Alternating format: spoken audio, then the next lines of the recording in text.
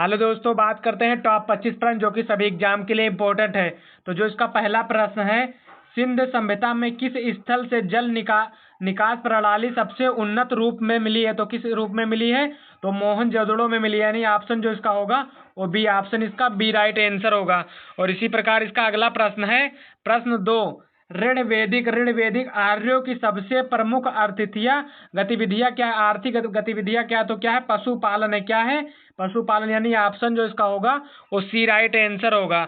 और इसी प्रकार इसका अगला प्रश्न है, प्रश्न 3, उत्तर वैदिक काल में बलि शब्द का अर्थ क्या था? तो उत्तर वैदिक काल में जो बलि शब्द का अर्थ था वो था कर कराधान था। क्या था? कर कराधान। यानी ऑप्शन जो इसका होगा वो सी ऑप्शन इसका सी राइट आंसर होगा।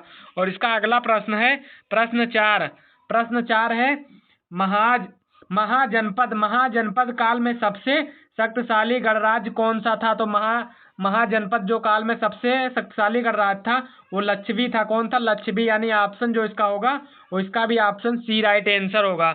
और इसी प्रकार इसका अगला प्रश्न है, प्रश्न 5, चंद्रगुप्त मौर्य का यूनानी समकालीन इतिहासकार कौन था? तो चंद्रगुप्त मौर्य का जो यूनानी समकालीन इतिहास था वो कौन था? मेगास्थनीज था। कौन था? मेगास्थनीज। यानी ऑप्शन जो इसका होगा वो बी ऑप्शन इसका बी राइट आंसर होगा। और इसी प्रकार इसका अगला प्रश्न है, प्रश्न 6 है, अशोक के अभिलेखों में प्रयुक्त देवानंद प्रिय उपाधि का अर्थ क्या है? तो क्या था? वो था देवताओं का प्रिय। यानी ऑप्शन जो इसका होगा वो सी, इसका भी ऑप्शन जो होगा वो सी राइट आंसर होगा।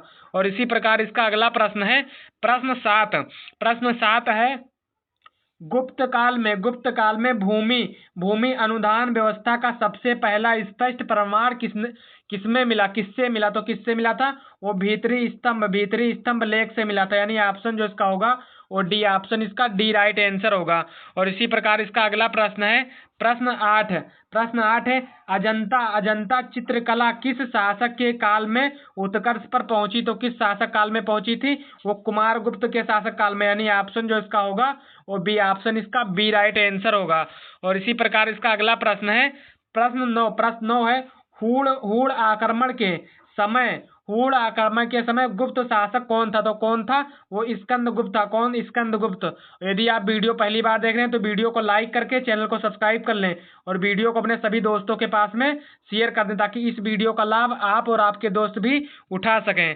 तो इसका जो अगला प्रश्न है, प्रश्न 10 है, हर्षवर्धन के समय चीन से भारत आने वाला यात्री कौन था? तो यात्री वो कौन था? हेन सांग था। कौन था? हेन सांग। यानी ऑप्शन जो इसका होगा वो सी ऑप्शन इसका सी राइट आंसर होगा। और इसी प्रकार इसका अगला प्रश्न है, प्रश्न 11, दिल्ली सल्तनत में एकता प्रणाली को व्यवस्थित रूप से किसने लागू किया? तो किसने लागू किया था? वो इल्तुतमिश ने किए थे। इल्तुतमिश ने। यानी ऑप्शन जो इसका होगा वो बी ऑप्शन इसका बी राइट आंसर होगा।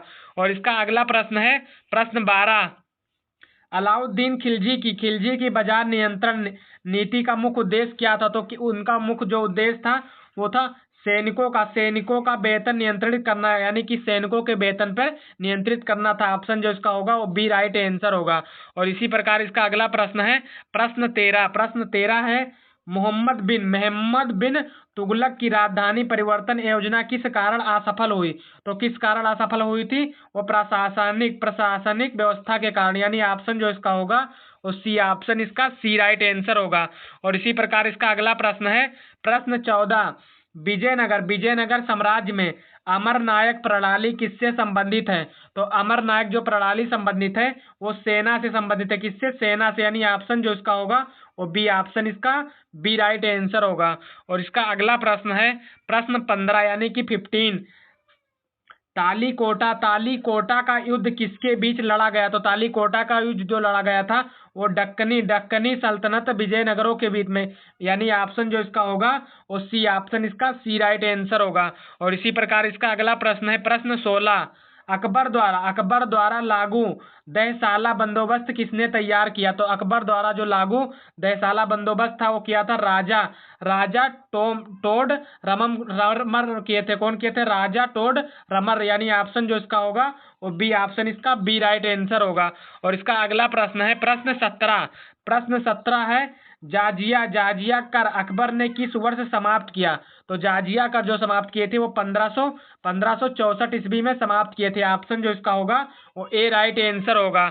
और इसी प्रकार इसका अगला प्रश्न है, प्रश्न प्रश्न 18 है, औरंगजेब के शासन में सबसे लंबा विद्रोह कौन सा था? तो औरंगजेब के शासन में जो सबसे लंबा विद्रोह था वो मराठा संघर्ष था। क्या था? मराठा संघर्ष, यानी ऑप्शन जो इसका होगा वो सी राइट आंसर होगा।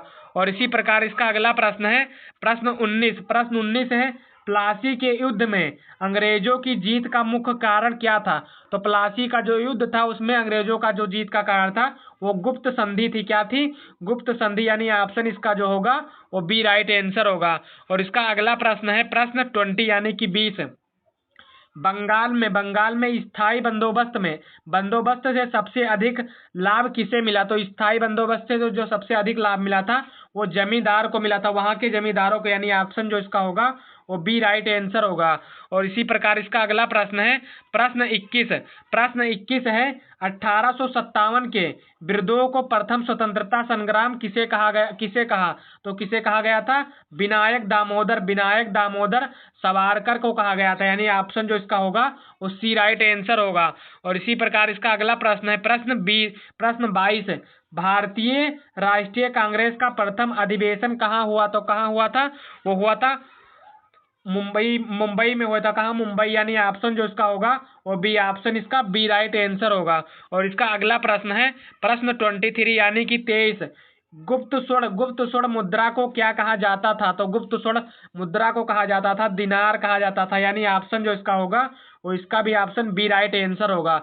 और इसका अगला प्रश्न है, एसएससी जीडी का फुल फॉर्म क्या है? तो एसएससी जीडी का जो फुल फॉर्म होता है वो staff selection commission general duty होता है, यानी ऑप्शन जो इसका होगा वो बी, इसका ऑप्शन बी राइट आंसर होगा। और इसका लास्ट प्रश्न देखने से पहले यदि अभी तक आप लोग ने वीडियो को लाइक नहीं किया है तो वीडियो को लाइक करके चैनल को सब्सक्राइब कर लें और वीडियो को अपने सभी दोस्तों के पास में शेयर कर दें। तो जो इसका लास्ट प्रश्न है, सीआरपीएफ का गठन कब हुआ था? तो सीआरपीएफ का जो गठन हुआ था वो 1949 ईस्वी में हुआ था, यानी ऑप्शन जो इसका होगा वो ए राइट आंसर होगा।